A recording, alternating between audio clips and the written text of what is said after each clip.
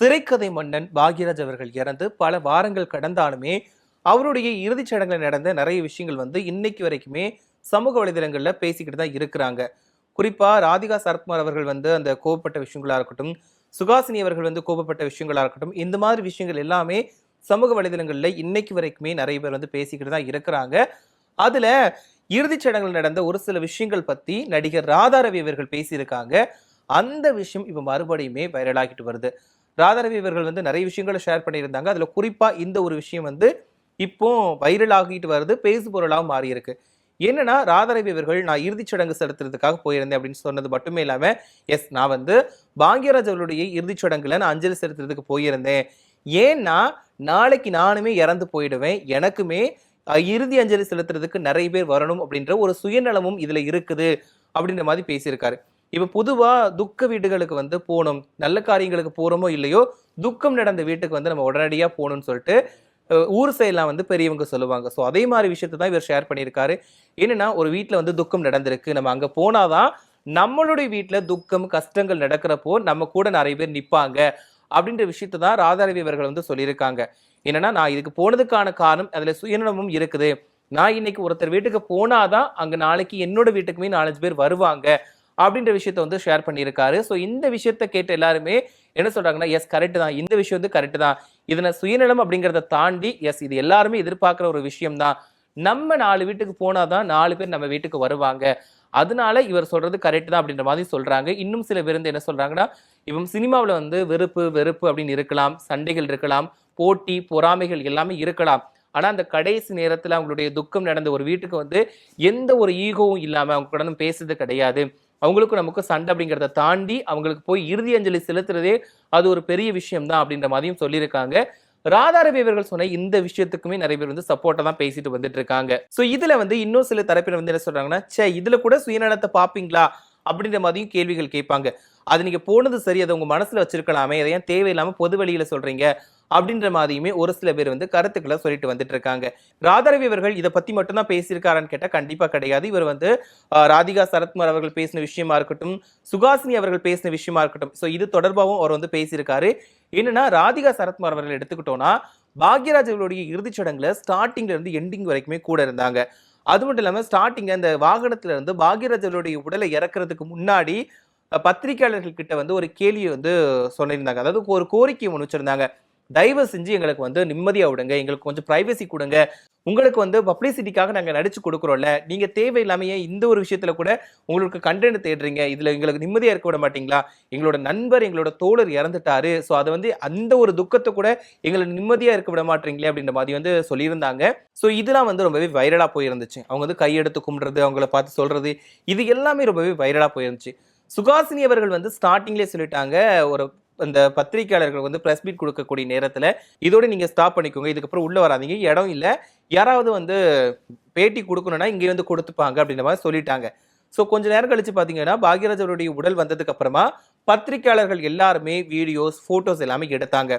இதை பார்த்து ஆத்திரமடைந்த சுகாசினி என்ன பண்ணாங்கன்னா, பத்திரிகையாளர்களை பார்த்து செருப்பால் அடிப்பு அப்படின்ற மாதிரி வார்த்தையை பயன்படுத்திட்டாங்க. ஸோ இதுக்கு நிறைய பேர் கண்டனங்களை தெரிவிச்சாங்க. எப்படி பத்திரிகையாளர்களை பத்தி இப்படி நீங்க சொல்ல முடியும், உங்களை பப்ளிசிட்டி பண்ணதுக்கு காரணமே அவங்க தான், உங்களுக்கு உசுத்தி விடுறதுக்கு அவங்க தேவை, ஆனா மத்த நேரத்துல தேவை இல்லையா, உங்களுக்கு ப்ரொமோஷனுக்கு மட்டும் அவங்க தேவை, மற்றபடி தேவை இல்லையா அப்படின்ற மாதிரிலாம் எல்லாருமே கேள்விகளை எழுப்பினாங்க, கண்டனங்களையும் தெரிவிச்சாங்க. ஸோ இவங்க மட்டுமே இல்லை, நிறைய திரைப்பிரபலங்கள் மற்றவங்களுமே சப்போர்ட் பண்ணியிருந்தாங்க பத்திரிகையாளர்களுக்கு. பத்திரிகையாளர்கள் உங்களோட நல்லது மட்டும்தான் நீங்க காப்பி பண்ணணும்னு நினைக்கிறீங்களா, உங்களை ஒரு விஷயத்துல உங்களை ப்ரொமோட் பண்றதுக்கு மட்டும் தான் அவங்க தேவையா அப்படின்ற மாதிரிலாம் அவங்களுமே சப்போர்ட் பண்ணி பேசி இருந்தாங்க. ஸோ இது தொடர்பாகவும் ராதாரவி அவர்கள் என்ன சொல்லியிருக்காங்கன்னா, எஸ் அங்க பயன்படுத்தக்கூடிய வார்த்தைகள் தவிர்த்திருக்கலாம், ஏன்னா அவங்க தான் நம்மளை வளர்த்து விட்டவங்க, நம்மளை திரையில காட்டுறதுக்கு எல்லாமே மற்றவங்க தேவை, ஆனா இந்த விஷயத்துல இப்படி பேசியிருக்கிறது தவறு தான், அதை தவிர்த்திருக்கணும் அப்படின்ற மாதிரி ராதாரவி அவர்கள் இந்த விஷயத்துக்குமே கருத்து தெரிவிச்சிருக்காரு. என்னன்னா, பத்திரிகையாளர்களை இப்படி திட்டுறது எனக்கு சரியா தோணல, அவங்க மக்கள் மத்தியில, அதாவது நம்மளை மக்கள் மத்தியில கொண்டு சேர்க்கறதுக்கு ஊடகங்களுக்கு ஒரு முக்கிய பங்கு இருக்குது. ஸோ நாம இதை தவிர்த்திருக்கலாம். அது மட்டும் இல்லாம இப்போ ஒரு விஷயம் நீங்க உங்களுக்கு இது வேண்டாம் அப்படின்னா நீங்க ஊடகங்கள் கிட்ட, அந்த பத்திரிகையாளர்கள் கிட்ட முன்கூட்டியே சொல்லியிருக்கலாம். நீங்க ஒரு சில கட்டுப்பாடுகளை முன்கூட்டியே விதிச்சுட்டு பத்திரிகையாளர்கள் கிட்ட நீங்க இந்த விஷயத்தை ஷேர் பண்ணியிருந்தீங்கன்னா கண்டிப்பா அவங்க அதை வந்திருக்க மாட்டாங்க. நீங்க ஒரு எல்லைக்குள்ள தடுத்து நிறுத்தி அவங்களை இது வரைக்கும் போதுன்னு சொன்னீங்கன்னா அவங்க வந்திருக்க மாட்டாங்க. ஸோ அது கூட மிஸ்டேக்கா இருந்திருக்கலாம் அப்படின்ற மாதிரி வந்து ராதாரவி அவர்கள் தன்னோட மனசுல இருக்க கருத்தை வந்து சொல்லியிருக்காரு. ஸோ அது மட்டும் இல்லாம நடிகர்களாகிய நாமுமே பத்திரிகையாளர்களை மதிக்கணும், கண்டிப்பா மதிக்கணும் அப்படின்ற விஷயத்த வந்து சொல்லியிருக்காரு. ஸோ இந்த மாதிரி அந்த விஷயம், அதாவது இந்த பாக்யராஜ் அவருடைய இறுதிச் சடங்குல நடந்த நிறைய விஷயங்கள் வந்து சமூக வலைதளங்கள்ல தொடர்ந்து பேசுபொருளா தான் மாறிக்கிட்டு இருக்குது. ஒரு பக்கம் பார்த்திபன் அவர்கள் பண்ண விஷயங்களா இருக்கட்டும், அதுக்கப்புறமா ஊர்வசி அவர்கள் எதுக்காக இந்த இறுதிச் சடங்குக்கு வரல அப்படின்ற விஷயமா இருக்கட்டும். ஸோ இது எல்லாமே வந்து சமூக வலைதளங்கள்ல அதிகமா வந்து பகிரப்பட்டுட்டு வருது. அதுவும் குறிப்பா பார்த்திபன் அவர்கள் விஷயத்துலலாம் வந்து ஒரு நபர் வந்து, நீ எதுக்கு அங்க வந்து தேவையில்லாம எல்லா வேலையும் நீனே இழுத்து இழுத்து போட்டு பண்ற, மத்தவங்களை உதவிக்கு கூட்டிருக்கலாமே, நீ வந்து திமிரு பிடிச்சவன், ஸோ அதனாலதான் உங்க கூட வந்து மனைவி குழந்தைகள்லாம் இல்லாம போயிட்டாங்க, நீ வந்து அனாதையா தான் போய் சேருவ அப்படின்ற மாதிரிலாம் திட்டி, பாக்யராஜ் கிட்ட உதவி இயக்குனரா பணிபுரிஞ்ச ஒரு நபர் வந்து இப்படி திட்டி அவருக்கு வந்து மெசேஜ் அனுப்பியிருக்காங்க. ஸோ இது வந்து பார்த்திபன் அவர்களை ரொம்பவே மனசளவுல பாதிச்சிருந்தது அப்படின்னு சொல்லிட்டுலாம் அவரே சொல்லியிருந்தாரு. ஸோ இது மட்டுமே இல்லாம பூர்ணிமா அவர்கள் கேட்ட அந்த இறுதிச் சடங்குல கேட்ட ஒரு கேள்வி என்னன்னா, பார்த்திபன் அவர்கள்கிட்ட வந்து சார் வந்து கண்ணாடி போட்டிருக்காரு, ஒருவேளை அவரை தகனம் பண்றப்போ அந்த தீயில கண்ணாடி வந்து வெடிச்சு அவரோட கண்ணுல குத்திருமோ, அந்த கண்ணாடி வேணா கழட்டிடலாமா அப்படின்ற மாதிரிலாம் பூர்ணிமா அவர்கள் கேட்டிருக்காங்க. ஸோ அந்த நேரத்துல பார்த்திபன் அவர்களுக்கு என்ன பதில் சொல்றது அப்படிங்கிறதே தெரியலையாம். அவருக்கு வந்து இப்படி ஒரு கேள்வி கேட்டுட்டாங்க, நம்ம அவங்களுக்கு என்ன ஆறுதல் சொல்லணும் அப்படிங்கிறது கொஞ்சம் கூட யோசிக்க கூட என்னால முடியல அப்படின்லாம் ஷேர் பண்ணியிருந்தாங்க. இல்ல மேம் பரவாயில்ல இருக்கட்டும் அப்படின்னு சொல்லிட்டு நான் அதை விட்டுட்டேன். எனக்கு வந்து அவங்களுக்கு என்ன ஆறுதல் சொல்லணும், அவங்க கேட்ட கேள்விக்கு நான் என்ன ரியாக்ட் பண்ணணும்னு கூட எனக்கு தெரியல அப்படின்ற மாதிரிலாம் சொல்லியிருந்தாங்க. ஸோ இந்த மாதிரி விஷயங்கள்லாம் நிறையவே வந்து பேசிக்கிட்டே தான் இருக்கிறாங்க. ஸோ அந்த விஷயத்துல இப்ப மறுபடியுமே ராதாரவி அவர்கள் பேசின விஷயங்கள் எல்லாமே கொஞ்சம் இப்போ பேசுபொருளா மாறிக்கிட்டு இருக்கு. என்னன்னா கண்டிப்பா திரைக்கதை மன்னன் பாக்யராஜ் அவருடைய இறப்பு அப்படிங்கிறது யாராலுமே ஏத்துக்க முடியாத ஒரு விஷயமா தான் இருக்குது. இன்னைக்கு வரைக்குமே யாராலையும் நம்ப முடியல. ஏன்னா நேத்து வரைக்கும் நல்லா இருந்த மனுஷர் வந்து சடனா மறுநாள் காலையில திடீர்னு மாரடைப்பு ஏற்பட்டு மருத்துவமனைக்கு கொண்டு போயிருக்காங்க. அங்க சிகிச்சை பலனளிக்காம இறந்து போயிட்டாங்க. அவருடைய இறப்பு, அவங்க வந்து உடம்பு சரியில்லாம இல்ல, அவர் வந்து நார்மலா தான் இருந்தாரு, எந்த விதமான ஒரு அவருக்கு உடம்பு சரியில்லாம இருந்தா கூட பிரச்சனை இல்லை, ஆனா வந்து நல்லா தான் இருந்தாரு.